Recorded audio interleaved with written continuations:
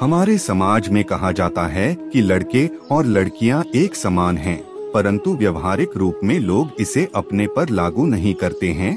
कुछ अपवादों को छोड़ दिया जाए तो आज भी हमारे समाज के बहुसंख्य परिवारों में यही धारणा है कि उन्हें एक अच्छी बहू तो चाहिए, पर जब अपने घर में बेटी जन्म लेती है तो ऐसा प्रतीत होता है कि दुनिया भर का बोझ उनके यहाँ ही आ गया हो।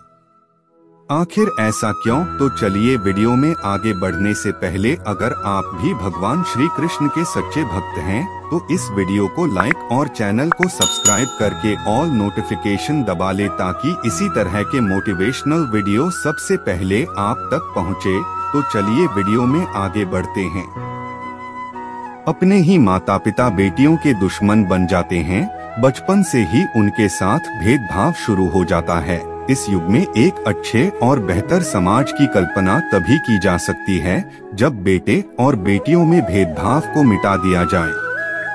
प्रसिद्ध समाज सुधारक जेम्स टासियन का कथन, we can not imagine well nation without woman, अर्थात हम महिलाओं के बगैर अच्छे राष्ट्र की कल्पना नहीं कर सकते हैं, परंतु समाज के लोगों को लगता है कि बेटे ही उनके लिए सब कुछ है।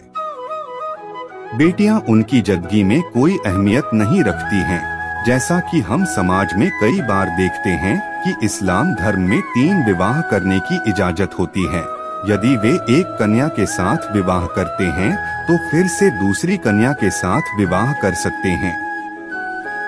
ऐसी सामाजिक मान्यता में चारों ओर से कष्ट बेटियों को ही झेलना पड़ता है। आखिर ऐसा क्यों होता है? इस पर सरकार और हमारे समाज को चिंतन करना चाहिए। ऐसे रूढ़िवादी परंपरा को सरकार द्वारा बंद किया जाना चाहिए और हम सभी सामाजिक प्राणी को सरकार की सहायता करनी चाहिए। लड़कियों की दशा को सुधारने और उसे महत्व देने के लिए हरियाणा सरकार ने 14 जनवरी को बेटी की लोहड़ी नाम से एक योजना बनाई और इस योजना का उद्देश्य लड़कियों को सामाजिक और आर्थिक रूप स्वतंत्र बनाना है। लड़कियां अपने अधिकार को पा सकें और उच्च शिक्षा प्राप्त कर सकें। दरअसल हमें समाज में रहते हुए यह पता चलता है कि एक औरत का दुश्मन एक औरत ही होती है जो पुरुषों के दबाव के कारण उसे कोख में मार देती हैं। परंतु आज की माताओं की सोच काफी बदली है और अपनी बेटियों को पढ़ाने का बीड़ा उठाया है। शायद यह वजह है कि आज शिक्षा के क्षेत्र में बेटे से ज्यादा बेटियों का ग्राफ बढ़ा है। आज की कई माताएं अपने बेटियों को अधिक पढ़ाकर बेहतर संस्कार के साथ साथ उसे उच्च पदों पर आसीन भी करवा रही हैं। यह सोचकर भी कि उसे अधिक दहेज नहीं देना पड़ेगा, परंतु हमारे समाज के दहेज लोभियों की अभी भी सोच नहीं बदली है और वैसे लोग और भी दहेज की मांग करते हैं। ऐसे में उन्हें भी अपनी सोच को बदलना चाहिए।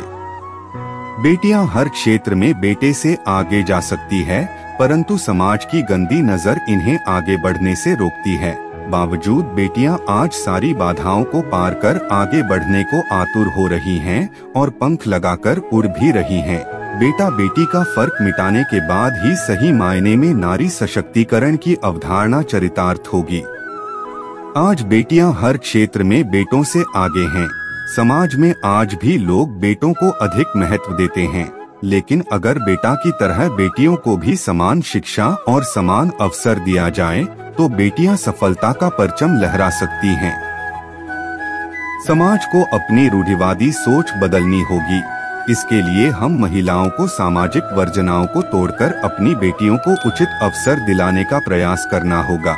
शिक्षित तथा सभ्य समाज का निर्माण तभी होगा जब बेटियां हर क्षेत्र में बिना किसी भेदभाव के बराबरी का अधिकार प्राप्त कर सके। हर माता पिता को अपनी बेटी को उचित शिक्षा देना चाहिए, तभी बेटियां सफल होकर अपने माता पिता का मान बढ़ाएंगी। बेटियां आत्मनिर्भर बनेंगी तो दहेज और बाल विवाह जैसी समस्या खुद व खुद समाप्त हो जाएगी। भारतीय समाज जटिलताओं से भरा हुआ है, जहां रीति रिवाज के नाम पर कई प्रकार की कुरीतियां भी शामिल हो गई हैं, जिसका खामियाजा महिलाओं को अधिक भुगतना पड़ता है। पितृसत्तात्मक समाज में लड़का और लड़की में जहां अंतर देखा जा सकता है, वहीं बेटी और बहू के मामले में भी समाज का संकुचित नजरिया साफ तौर पर झलकता है। कई ऐसे अवसर देखने को मिलते हैं जहां बेटी के रूप में लड़की को कुछ आजादी मिल जाती है, लेकिन वही दायरा बहुरूपी लड़की के लिए सीमित कर दिया जाता है। पितृसत्तात्मक समाज की यह छोटी सोच शहरों और पढ़े लिखे समाज में कम देखने को मिलती है, लेकिन देश के दूरदराज ग्रामीण क्षेत्रों में ऐसी सोच और मान्यता न केवल आज भी कायम है, बल्कि बहुओं को इसे मानने के लिए मजबूर भी किया जाता है। उम्मीद करता हूं कि आपको यह वीडियो पसंद आया होगा। हमारे लिए आपके एक लाइक और सब्सक्राइब का बहुत महत्व है, तो वीडियो को लाइक करें और चैनल को सब्सक्राइब करके कमेंट में जय श्री कृष्ण अवश्य लिखें। धन्यवाद।